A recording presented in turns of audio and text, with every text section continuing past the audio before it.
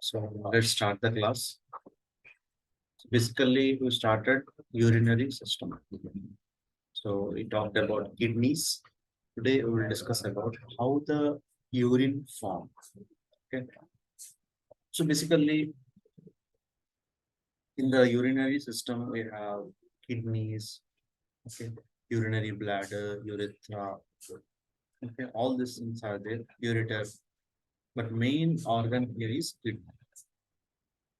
And also in the electrohomeopathy, which is also very important because it purifies the blood in the sanguine temperament.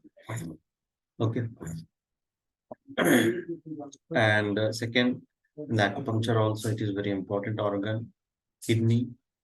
Okay, it distribute the whole chi to the body. Okay, so basically kidney is an important organ. So let's talk about how the urine form. Okay, the formation of urine involves the three major process. The first is glomerular filtration, which plays in the renal corpuscle. The second and third are tubular reabsorption and tubular secretion, which takes place in the renal tubules. So basically, the formation of urine have the three process. One in the glomerular, okay, and where the filtration occurs. Next, we have tubules. Okay, it may be the two functions of the tubules are we have to what are the important substance that are filtered, but still they are the important like sodium, potassium, protein, everything is important. We doesn't want to remove from the body. Okay, so we have to reabsorb those contents. So what will the kidney do? They have tubes. So these are the tubes we already discussed about. So these tubules, what will do? They have two functions. They have reabsorptions and they have secretion. Okay. So from the two functions, all these three combination is helpful for formation of urine. So first we will discuss about glomerular filtration. The process in which blood pressure forces plasma and dissolved material out of capillaries in glomerular filtration. Pressure forces plasma, dissolved substance and small proteins out of the glomeruli and into Bowman's capsules. This fluid is no longer plasma, but is called renal filtration. The blood pressure in the glomeruli compared with that in the capillaries is relatively high, about 60 mm of Hg.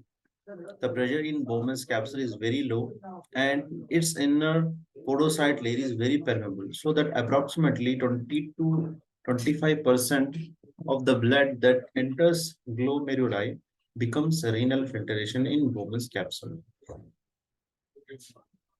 So basically, we need pressure, blood pressure to enter the blood into the glomerular. So basically here the blood pressure, if you compare to the capillaries, they have 35 to 45 mm of Hg of blood pressure. But here in the kidney, the blood pressure slightly increased. How much? 60 mm of Hg. So basically, the filtration process happen easily. Blood enter rushly into the glomerula, the filtration happen. Then it will go through the other arteries. Okay, as we discussed. Okay, but here the podocytes they are very permeable. Like you will see that if we prepare tea, what we will do, we will have one what names I doesn't get it. Uh, Whatever the name, the nest, if it like nest. Okay. So what we put, we pour tea and all the unwanted material will store at the upper portion. Okay, and the remaining liquid substance will come into the cup. So what we will do, we will drink. So likewise here the podocytes work. So it is very permeable. Easily the liquid goes. Okay, whatever unnecessary substance are there, so it will released uh into the tubules, whatever tubules we have here.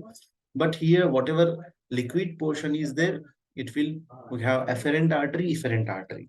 Okay, afferent arteries, it will bring the blood into the glomerular, and filtration happens. Whatever waste products are there, it will bring here. Okay, it will bring that waste products here, and the filtered blood will come into the efferent arteriole. From that, the uh, renal artery, from the renal artery to the main circulation system. So we have to know about the this process, very important basic process. Okay, the blood cells and large proteins are too large to be forced out of the glomerulus, so that they remain in the blood. Waste products are dissolved in blood plasma, so they pass into the renal filter. Useful materials such as nutrients, minerals are also dissolved in plasma and are also present in renal filter. Filtration is not selective with respect to usefulness. It is selective only with the respect of size. So here, very important thing is given that whatever the large molecules in the blood, we have the large molecules, we have the small molecules. They are depending on the size. So whatever the large molecules are there, they will not able to enter into the glomerular easily. So they will bring back to the circulation, like proteins, blood cells, the important material of the blood.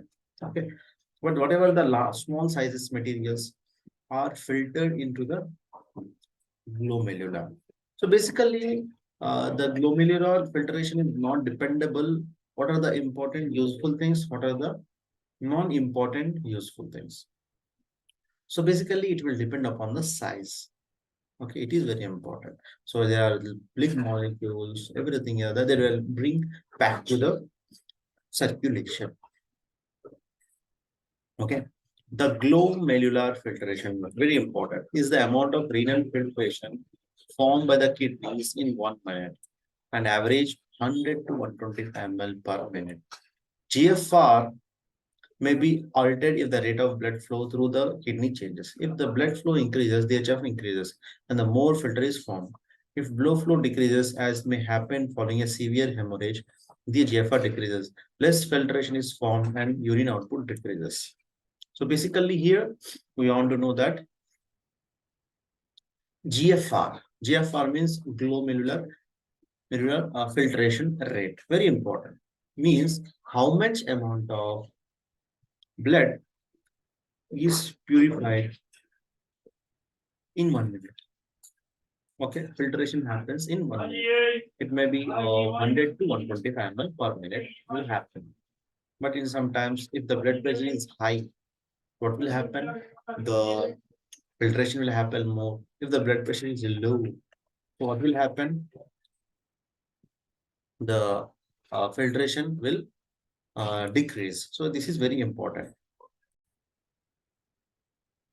So basically, this is the glomerular filtration. Now we have tubular reabsorption. Okay.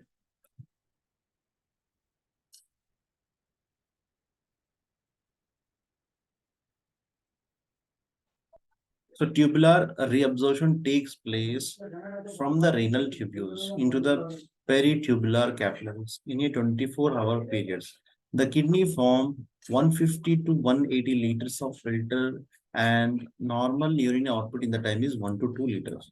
Therefore, it becomes apparent that most of the renal filter does not become urine. Approximately 99% of the filter is reabsorbed back into the blood. In the peritubular capillaries, only about 1% of the filter will enter the renal pelvis as urine. So basically, renal reabsorption is very important because after filtration, we the if the large amount of urine is produced, what will happen? Everything is lost. So here, renal absorption is very important. It will absorb what are the important things are present after filtration. So our body, our kidney for perform filtration of 150 to 180 liters. 150 to 180 liters. So in that, only 1% means 1 to 2 liters of blood is, sorry, urine is produced. Okay, so this is very important. Most reabsorption and secretions takes place in the proximal convoluted tubes. So this is the tubules. You can see that proximal convoluted tube, distal convoluted tube, both are present, but absorption occurs at proximal, whose cells have microvilli that great increase the surface area. The distal convoluted tubules are collecting tables on important sites in the reabsorption of water. So here, reabsorption also occurs in the other tubules part, but only water absorption occurs. So let's see that here we have the uh, distal convoluted tubes. With the distal from here, most of the will come here to here. So we have the distal convoluted tubules. Okay, distal convoluted tubules. Okay, from absorption occur happens. But here, collecting tubules and whatever other areas also absorption occurs, but only water absorption occurs. Okay. Mechanism, how the reabsorption occurs. One is active transport. So basically, in the outer surface, higher to lower. So here in the tubule, we have the higher amount of cells. In the remaining area, we doesn't have higher amount of cells. It will absorb higher to lower concentration, higher concentration to layer concentration. So what are the important materials are absorbed? Glucose, amino acids, vitamins, positive ions. So very, very important to maintain that things. So in that we have other things also observed, like calcium also observed. The reabsorption calcium ions is increased by parathyroid hormone. So who will here work parathyroid hormone? Parathyroid hormone release one substance that is PTH. PTH is released by parathyroid. When the blood calcium level decreases, the reabsorption of calcium ions by the kidneys is one of the mechanisms by which the blood calcium levels is raised back to normal. So here parathyroid gland release parathyroid hormones for reabsorption of calcium. Whatever calciums are released in the urine. The hormone aldosterone secreted by the adrenal cortex increase the reabsorption of sodium loss and secretion of excretion of potassium. Besides regulating the blood levels of sodium and potassium, aldosterone also affect the volume of blood. So here aldosterone is also released if the potassium is decreased, is increased, sodium is decreased. So sodium is reabsorbed and potassium is thrown out of the body. And other mechanisms also are there, like passive transport. Okay, and osmosis, pinocytosis. Uh, all these processes are there for reabsorption of the important materials. Okay, next is tubular secretion. What tubular secretes for reabsorption also? Okay, the mechanism also changes the composition of urine. In tubular secretion, substances are secreted from the blood in the peritubular capillaries to the filter into the renal tubule. Waste products such as ammonia, creatinine, and metabolic products of medications may be secreted into the filter to be eliminated in urine. Hydrogen ions may be secreted by the tubule cells or to help maintain the normal pH of blood. So here, tubules are also releasing some things. Tubules are also absorbing some things. So basically, releasing what are the releasing their ammonia because tubules also connected to the capillaries. So capillaries from the capillaries they also release the ammonia, excess ammonia, creatinine. Okay, and what other things? Whatever the harmful substances are present due to the medications, it also released from the secreted from the tubula. Okay, so that's the reason uh, all the waste products also secreted by the tubules. Very important.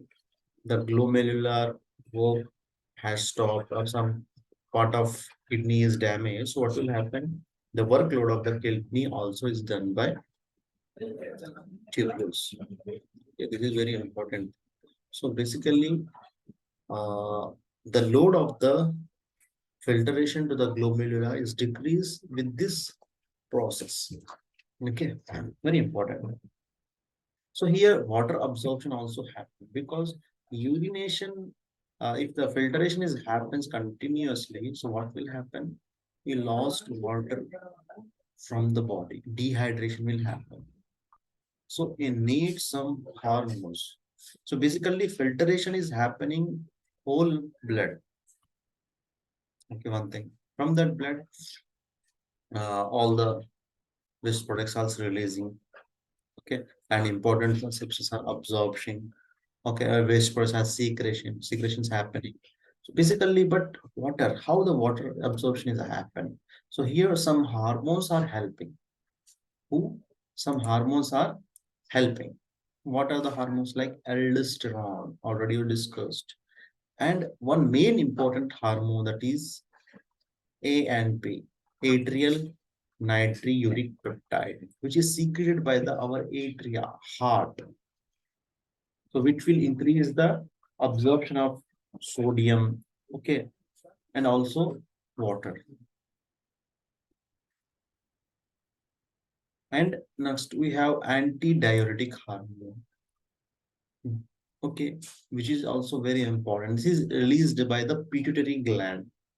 Okay, so if the amount of water is decreased in the body, so what will it will do? It will activate the ADH. ADH is reduced into the blood, then the water absorption will happen.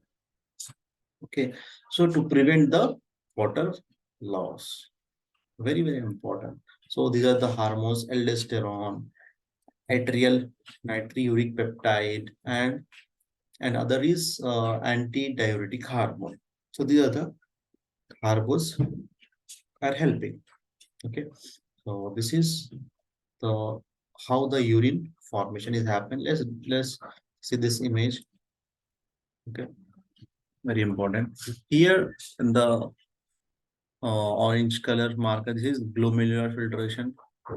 Light, bright yellow. This is tubular reabsorption. Light yellow. This is tubular secretion. We can see that this is the loop of Henle. Please, I think it is very important diagram. Please draw the diagram. One nephron is there. Okay. This is the one nephron in which we have the glomerular and tubules. Very, very happy. Let's see that first blood enter into the glomerular. Okay. From the glomerular, the waste products are entered here. Whatever filtered things are entered, and you see efferent from the efferent arterioles. Here we have the efferent arterioles. Return of the blood happened. Here it is connected to the tubules. Okay, please see that this is the tube. This is the capillary or arteriole. It is connected to the tubules. From that, the tubules are what are doing? Their absorption. They are giving back to the water, glucose, amino acids, proteins, minerals, waste. Wastes are released, but wastes are not absorbed. Okay, they are reabsorbed. Ammonia is given, returned from the capillaries or arterioles to the tubules. Here again, if the water is more, it is reabsorbed or decreased. Okay, it may enter into the collecting tubules. From that, waste products are released to the urine. Okay, is collecting tubules. So this is the diagram which explains with clarity. You can understand very easily. Next is we have the kidney and acid base balance. Very important. It is also and of other functions of the kidney.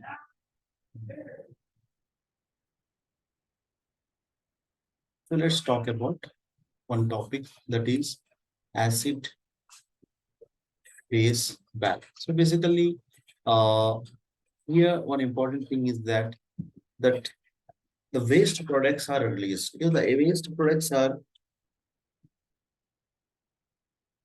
metabolic waste products are present in the body, what will happen? the acidic nature of the blood is increased. So then what will happen? Then the uh, then the acidic nature of the blood will harm all the body parts. Okay. So basically, kidney is removing the waste products. That's the reason the balancing of acid-base balance is happening. Okay. The kidneys are organs most responsible for maintaining the pH of blood and tissue fluid within the normal ranges. They have the greatest ability to compensate for the pH changes that are a normal part of the body, metabolism or the result of diseases, and to make the necessary correction. These regulatory functions of the kidney is complex, but at simplest, it may be described as follows. If fluids are becoming too acidic, the kidney will secrete more H plus ions into the renal filter and return more HCO3, sodium bicarbonate ions to the blood. This will help raise the pH of the blood back to normal. So here reabsorption and secretions is happening. So what will happen if identically the pH level is normal, but if the pH level hydrogen ions are more, so what will happen? Kidney will secrete more H-pen ions. So it will release into the urine and it will absorb HCO3 ions into the blood to maintain the pH level.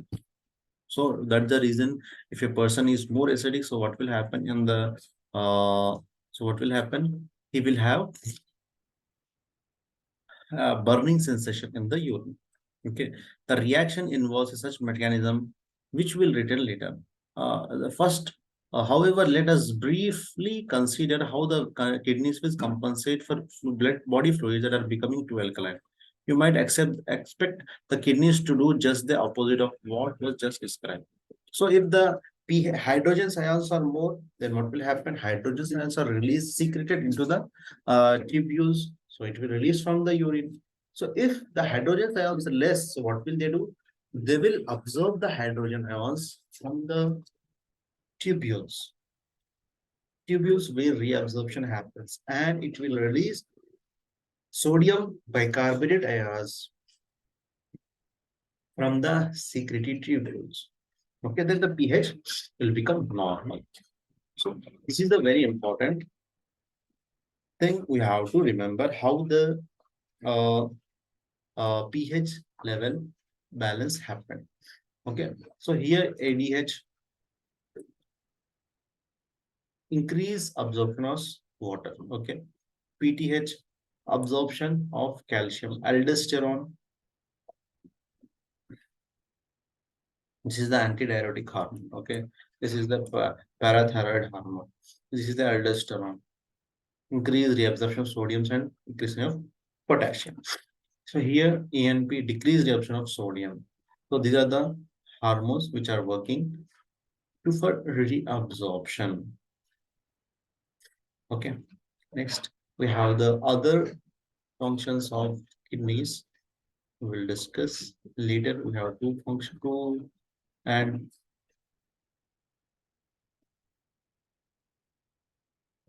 remaining two things are left, which we will discuss tomorrow.